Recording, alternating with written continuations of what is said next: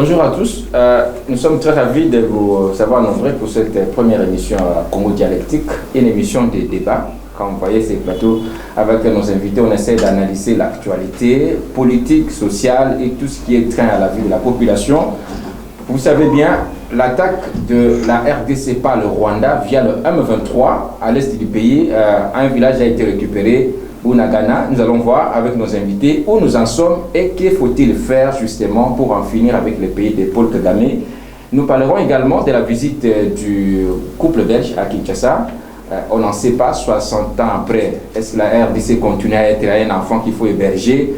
Quelles sont les conséquences entre cette relation diplomatique et la RDC, la Belgique? Et enfin, nous parlerons de la loi électorale qui fait parler d'elle à l'Assemblée nationale comme au Sénat. Ça ne va pas, la loi votée à l'absence des députés, tout comme la plupart de la majorité membres de la société civile. Alors, pour en débattre sur tous ces sujets, j'ai des invités sur ce plateau. Je commence à ma gauche. Héritier Écoute, bonjour. Bonjour, monsieur. Vous êtes porte-parole de Congo Positif, parti cher à Dieudonné Kishi. Dieudonné Kishi. Merci pour Comment se comporte le parti? Oui, le parti va très bien. On se prépare pour la compétition électorale de 2023. Et merci pour cet honneur que vous nous faites de nous associer à cette réflexion matinale sur la marche de la République. Très bien. Alors, à ma droite, Pierre Kabongo. Bonjour également. Bonjour, cher Langa. Analyste des questions politiques. Ainsi. Alors, comment vous y allez? Oui, ça va très bien. Ça va très bien. Par la grâce de Dieu, justement, on était là. On attendait juste votre appel. Et merci beaucoup pour cet honneur que vous nous faites ce matin. Le plateau est à vous. Merci. Alors, nous commençons notre tout premier sujet à la guerre à l'Est. Je me tourne vers mon ami héritier. Un village récupéré par le M23, qu'on accuse de soutenu par le M23. Comment vous avez appris cette nouvelle? Bon, c'est avec colère, hein? Avec colère et révolte, un sentiment de révolte. Lorsque chaque fois c'est un pays voisin qui doit faire irruption par des groupes armés interposés pour mettre à mal la reconstruction de notre pays. L'histoire note, parce qu'elle est têtue, l'histoire notera que toutes les rébellions qui ont existé dans ce pays, c'est le Rwanda qui les a créées. Et c'est le Rwanda qui a servi de base arrière à toutes ces rébellions. Comment, monsieur le journaliste, imaginer que le M23, qui a été défait en 2023, puisse aujourd'hui ressusciter et même se reconstituer? La question que l'on se pose, quelle a été la base arrière? Parce que pour un mouvement comme celui-là, il faut une base arrière. Et c'est le Rwanda, c'est de notoriété publique, on n'a pas à se cacher, c'est le Rwanda. Donc aujourd'hui, nous n'allons pas nous leurrer. Je voudrais que nous puissions plutôt changer notre discours, notre communication en ces temps de guerre, parce que la patrie est menacée, disons-nous clairement la vérité, c'est le Rwanda qui agresse le Congo, ça c'est clair et net. Mais est-ce que la RDC n'est pas dans une politique de bouc émissaire? Lorsque ça ne va pas, les dirigeants ne gèrent pas bien le pays, on dit que c'est le Rwanda qui attaque et finalement alors ça ne va pas. Non mais les évidences sont là sur le terrain. Comment le M23 s'est-il reconstitué après avoir été défait en 2013? C'est ça la question. Quelle a été la base arrière? C'est le Rwanda, c'est clair. Regardez le discours de Paul Kagame. Tous les alibis qu'il a avancés pour justifier la présence de FDLR, ça ne tient pas debout.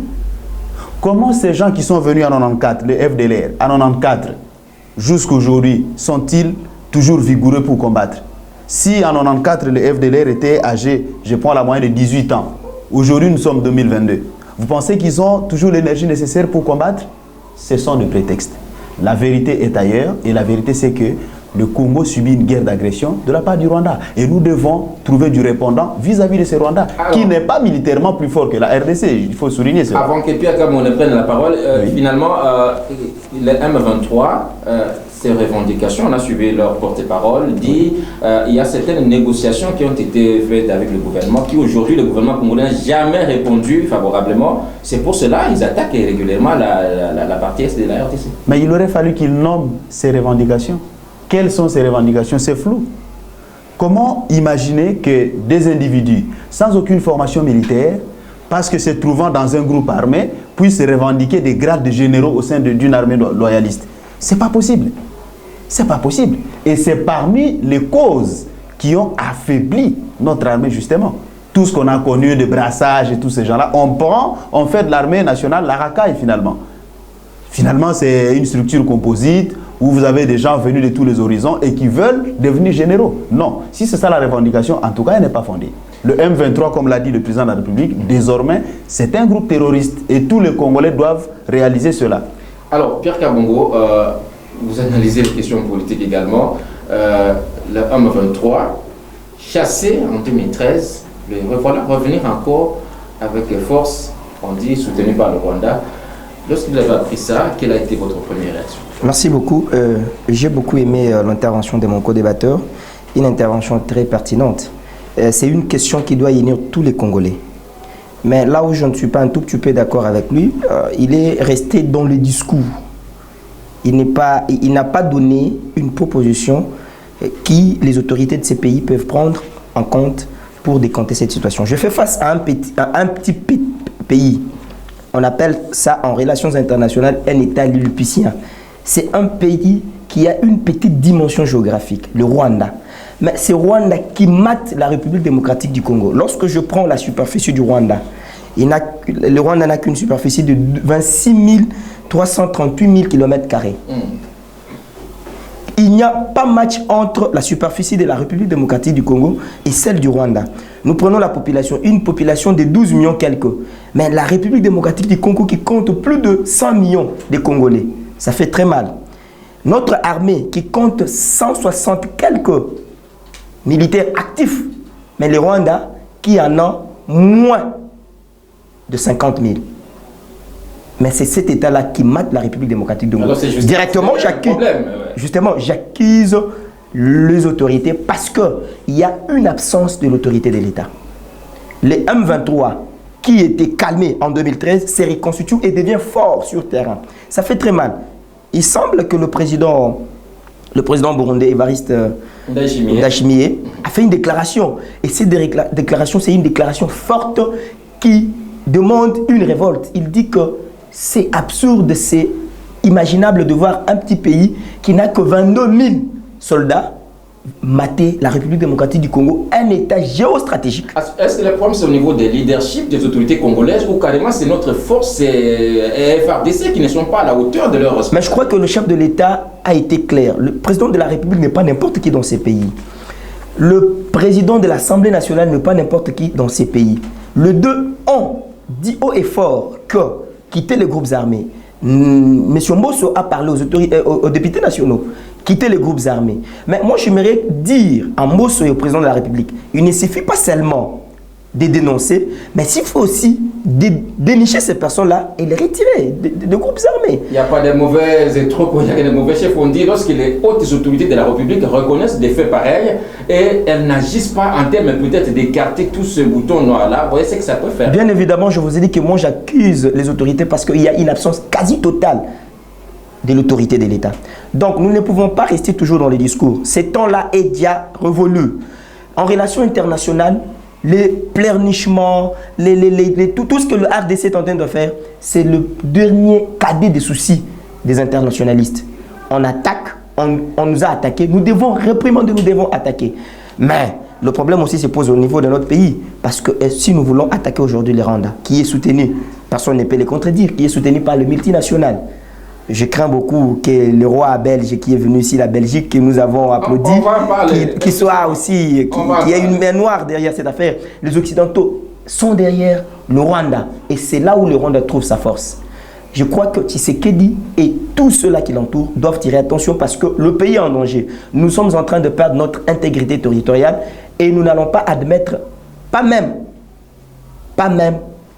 émettre de notre territoire soit pris en otage par le Rwanda. Alors, vous avez essayé un peu d'énumérer les chiffres comparativement à les militaires rwandais, leur nombre et congolais. Mais au-delà, même qu'ils soient petits, mais vous connaissez pertinemment que la RDC a un problème. Nous sommes sous embargo jusqu'à aujourd'hui.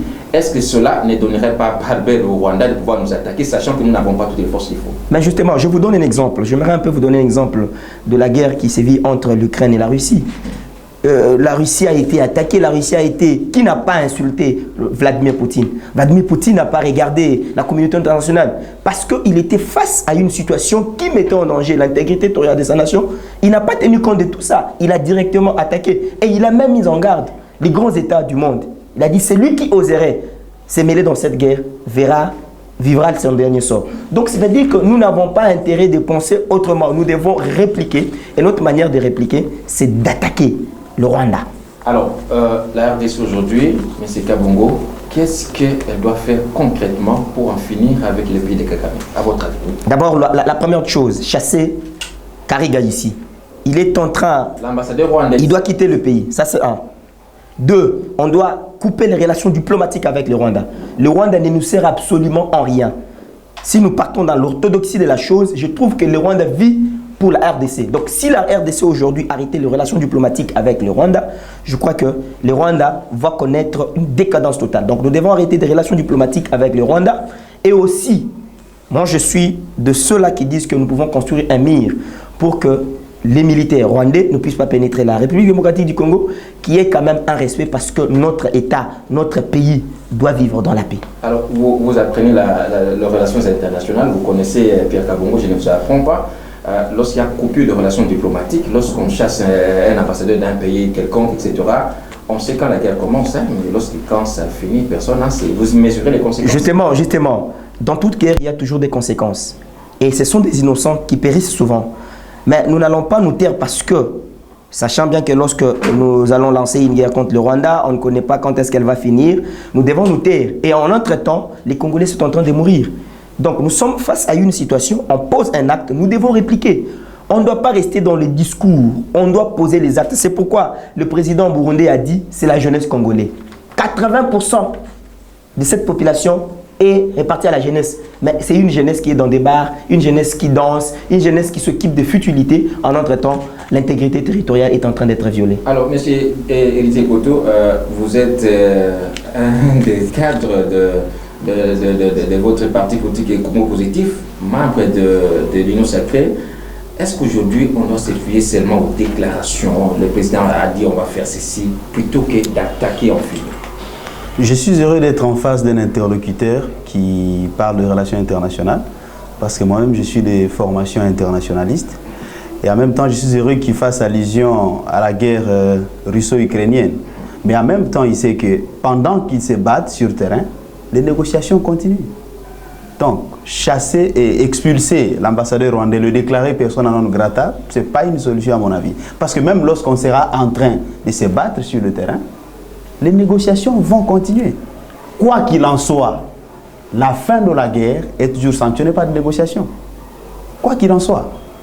Alors, mais son discours d'opposant, c'est un discours qui doit être banni. Ah, c'est un opposant? C'est un discours d'opposant, parce que quand il parle de la responsabilité des dirigeants, la patrie est menacée. Il faut dénoncer lorsque ça ne va pas. La patrie, ça ne va pas. Le moment choisi pour faire ces dénonciations n'est pas indiqué, parce que la patrie est en péril. Vous savez, à l'époque, sous la Rome antique, quand la Rome était en péril, on taisait toutes les divergences politiques. On ne voyait que le drapeau national.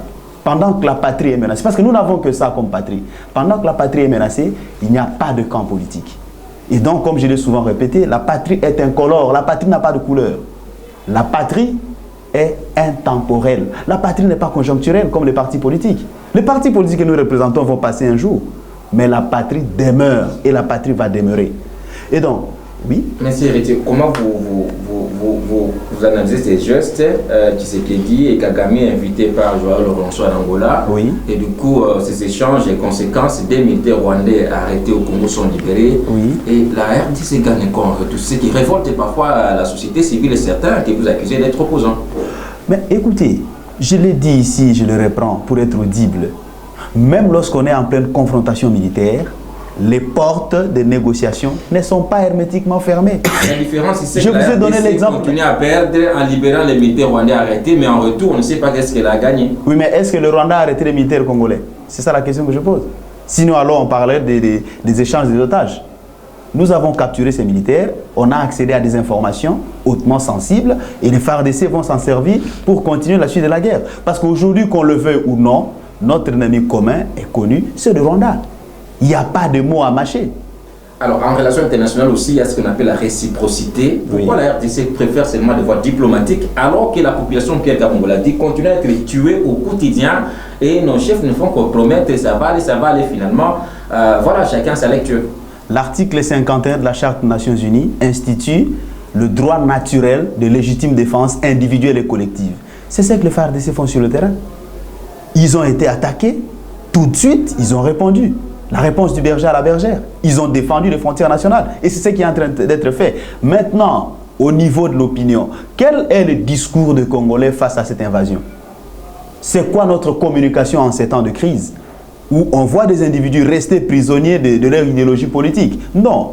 Quand la patrie est menacée, nous n'allons pas rester prisonniers de nos carcans politiciens et de nos idéologies. Nous devons voir l'unité nationale. Et c'est le moment, plus que jamais, d'entendre le son des cloches des opposants pour qu'ils disent, nous devons plus que jamais taire nos divergences politiques. Nous devons maintenant parler de la patrie. Parce que la patrie n'a pas de couleur. Et la patrie est intemporelle. Alors, avant de prendre l'autre sujet qui nous concerne, parce qu'il y en a beaucoup, le temps nous est parti. Oui. Lorsque le président de l'Assemblée nationale reconnaît qu'il y a parfois certains élus qui se seraient en train de comploter avec les ennemis, et puis même le président de la République, il a reconnu aussi, il a dit que certains généraux se seraient infiltrés, etc. Et il n'arrive pas pratiquement à enlever tous ces mondes-là qui mettent la sécurité nationale à danger. Est-ce qu'on ne peut pas les accuser d'être complices aussi? Mais on ne le dira jamais assez. La guerre de l'Est est une mafia économico-commerciale qui implique plusieurs acteurs. Il y a des sociétés multinationales, il y a des pays voisins, il y a des compatriotes qui ont pactisé avec l'ennemi, des mauvais citoyens qui ont pactisé avec l'ennemi. On ne le dira jamais assez, qui sont des connivences avec l'ennemi. Parce qu'en réalité, il faut exploiter de façon illicite nos ressources naturelles. Malheureusement, c'est ça. Et donc, tous ces citoyens, ces mauvais citoyens qui sont en collision avec l'ennemi, ils doivent être boutés dehors. Ils doivent être mis hors d'état de nuire. Et donc, le Congo, de par sa vocation naturelle, nous avons cette vocation d'être une grande puissance régionale et même continentale. Et donc, si nous voulons tendre vers cet objectif de grande puissance, nous devons maîtriser ce que moi j'appelle la 4G. C'est-à-dire G comme géopolitique, G comme géostratégie, G comme géophysique et G comme géoéconomie. Parce que nous avons vocation à être une puissance au cœur de cette Afrique. Malgré tout ce qui arrive, ce sont des choses naturelles qui arrivent dans la vie d'un État. Et donc, nous devons plus que jamais nous servir de cette guerre pour faire battre le moral des troupes afin que nous puissions rebondir. Mais je sais et j'ai la ferme conviction que le Rwanda n'est nullement supérieur à la RDC, même sur le plan militaire. Même si le Rwanda continue à tuer sans que la RDC en fasse la même chose au Rwanda,